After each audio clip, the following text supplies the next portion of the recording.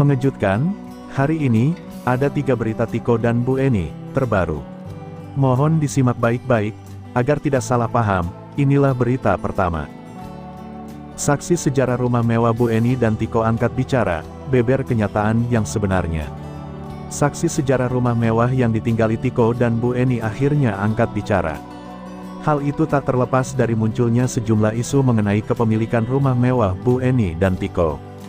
Salah satu saksi sejarah yang mengetahui betul perjalanan hidup keluarga Tiko dan Bu Eni, akhirnya memberikan pengakuan. Ketua RT 0602 Komplek PLN, Cakung, Jakarta Timur, Noves Haristeja, merupakan salah satu orang lama yang tinggal di kawasan tempat Tiko dan Bu Eni bernaung.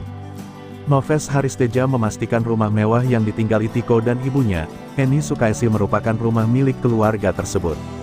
Hal itu diungkapkan Noves usai adanya tudingan bahwa rumah yang ditempati Tiko dan keluarganya itu bukan milik pribadi. Yang bilang siapa? Rumah bukan milik keluarga Tiko. Yang saya tahu dari awal, dari rumah ini seperti saat ini jadi begini yang tinggal Tiko, mamanya dan papanya, tegas Noves kepada wartawan di kediamannya, Senin, tanggal 9 Januari tahun 2023. Sebagai informasi, Tiko merawat Bu Eni sendirian selama hampir 12 tahun, setelah sang ayah, Herman Muji, pergi meninggalkan mereka. Sejak saat itu, kesehatan mental Bu Eni terus menurun hingga mengalami depresi. Noves yang memang sudah tinggal sejak kecil di komplek tersebut merasa tak terima jika ada yang menyebut bahwa rumah itu bukan milik keluarga Tiko. Ia pun mengaku mengetahui sejarah rumah tersebut sampai pada akhirnya ditempati oleh keluarga Eni Sukaisi dan Tiko. Tahu sejarahnya dari rumah ini sebelumnya namanya Pak Joko sampai dibeli oleh bapaknya Tiko. Saya tahu yang nempati rumah ini bertiga Tiko, Eni, dan Susanto, ucapnya. Kendati demikian, perihal rumah mewah itu dikabarkan hendak dijual setelah kondisi Bu Eni mengalami sakit, Noves sampai saat ini berkata tak mengetahui hal tersebut. Dirinya hanya menegaskan, bahwa hingga kisah Tiko mencuat ke jagat sosial media, rumah mewah itu masih ditempati Tiko dan Bu Eni. Kalau itu saya kurang tahu, yang saya lihat rumahnya masih ditempati Tiko dan mamahnya, pungkasnya. Rumah mewah milik keluarga Tiko Pulungan Mustika dikabarkan dibeli dari seorang pensiunan karyawan perusahaan listrik negara PLN pada tahun 2000 di Komplek PLN, Cakung, Jakarta Timur. Hal itu terungkap berdasarkan kesaksian dari tetangga di lingkungan tempat tinggal Tiko yakni Cahya Krisna, 56. Tadinya rumah itu rumah dinas PLN, mungkin udah dijual karyawan PLN waktu itu udah pensiun yang beli dari pihak keluarga Tiko. Yang bangun seperti ini keluarga Mas Tiko, kata Cahya ketika ditemui tribunnews.com, Senin, tanggal 9 Januari tahun 2023. Cahya yang juga pengurus rukun tetangga RT 06 RW 02 itu menjelaskan, bahwa sebelum dibeli oleh keluarga Tiko kondisi rumah tersebut tak semewah seperti saat ini. Waktu dibeli, rumahnya tidak seperti itu. Jadi sempat dibongkar dulu baru dibangun kayak gini, jelasnya. Tergambar dari kondisi rumah yang cukup besar, Cahya pun menjelaskan bahwa memang keluarga Tiko memiliki latar belakang ekonomi yang serba berkecukupan. Meski begitu, Cahya tak menjelaskan secara detail mengenai apa saja yang dimiliki keluarga Tiko itu sebelum mengalami kondisi tak layak sejak tahun 2015 lalu. Pokoknya yang saya tahu beliau bangun rumah itu, dibangun dan tinggal di situ. Lebih dari itu kita tidak tahu Mas, karena beliau pendatang tahun 2000-an lah, ucapnya. Keluarga Tiko Pulungan Mustika dikabarkan memiliki latar belakang ekonomi yang terbilang sangat berkecukupan selama tinggal di RT 0602 Komplek PLN, Cakung, Jakarta Timur. Adapun kedua orang tua Tiko yakni Eni Sukaisi dan Herman Muji Susanto diketahui sempat bekerja sebagai rekanan bisnis di sebuah instansi pemerintahan bidang keuangan sejak tahun 2000 silam. Ketua RT 0602, Noves Haristeja mengatakan, dirinya sempat mendengar bahwa ayah Tiko itu selama ini bekerja sama dengan sebuah instansi pemerintahan sebagai kontraktor. Karena banyak rumor mengatakan bahwa ayah Tiko salah satu pejabat di pemerintahan. Ada juga yang mengatakan bahwa dia sebenarnya kontraktor yang bekerja sama dengan pemerintah, kata Noves ketika ditemui di kediamannya, Komplek PLN, Cakung, Jakarta Timur, Jumat tanggal 6 Januari tahun 2023. Sementara itu, tak hanya Noves, salah satu warga lainnya bernama Cahya Krisna, 56, mengatakan, Ibunda Tiko, Bu Eni sebelum mengidap sakit seperti saat ini juga sempat bekerja. Karena banyak rumor mengatakan bahwa ayah Tiko salah satu pejabat di pemerintahan. Ada juga yang mengatakan bahwa dia sebenarnya kontraktor yang bekerja sama dengan pemerintah, kata Noves ketika ditemui di kediamannya, Komplek PLN, Cakung, Jakarta Timur, Jumat tanggal 6 Januari tahun 2023. Sementara itu, tak hanya Noves, salah satu warga lainnya bernama Cahya Krisna, 56, mengatakan, Ibunda Tiko, Bu Eni sebelum mengidap sakit seperti saat ini juga sempat bekerja. Beliau kan dulu masih aktif di Departemen Keuangan yang saya dengar dan bangun rumah di situ dan tinggal di situ sekitar tahun 2000, jelasnya.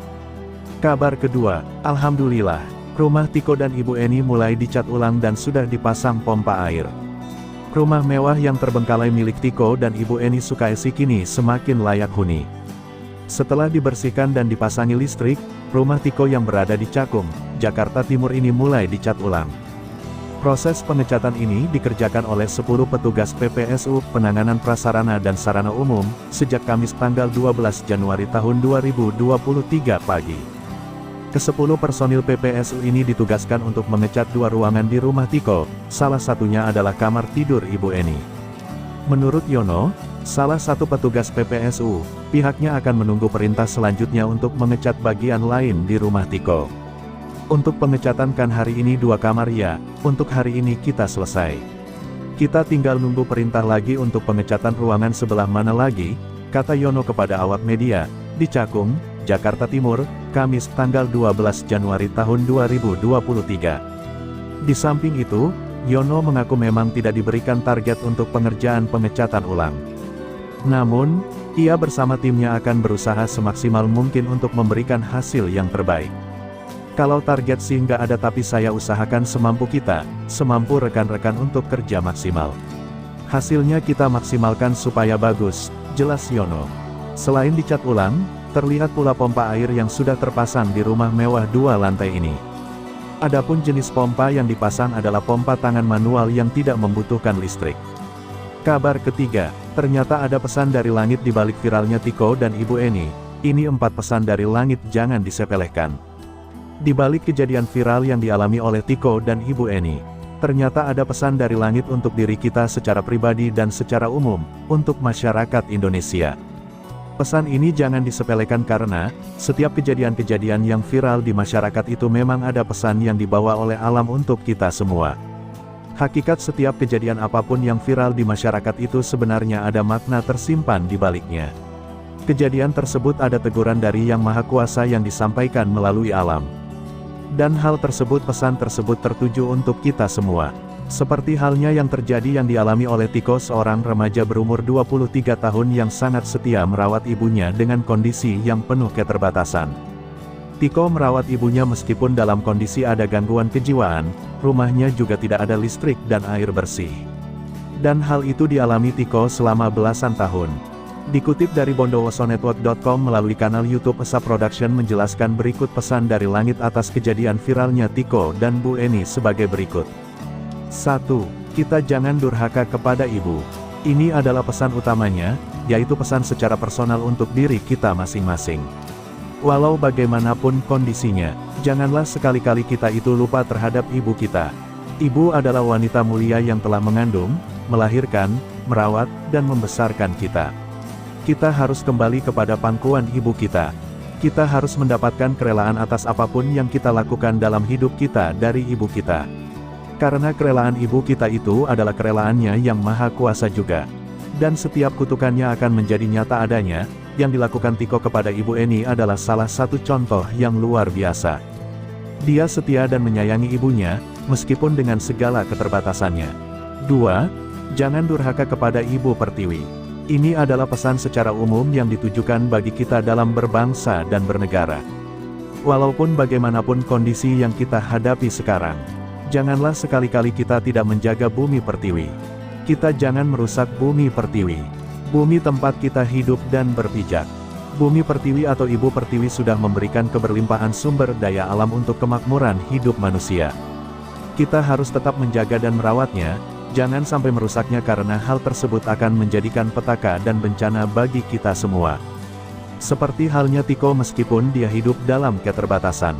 Tetapi dia tidak lantas menjual asetnya ibunya, merusak asetnya seperti rumah dan tanahnya. Dia merasa harus menjaga dan merawat semampunya. Karena itu adalah amanah peninggalan dari ayahnya yang harus dijaga. 3. Jangan durhaka kepada pemimpin. Tidak adanya figur ayah dalam rumah tangga yang memimpin. Tiko tetap patuh terhadap ibunya karena yang menjadi pemimpin rumah tangga sebagai pengganti ayahnya yaitu ibunya. Artinya walau dengan berbagai kekurangannya janganlah sekali-kali kita itu durhaka kepada pemimpin kita.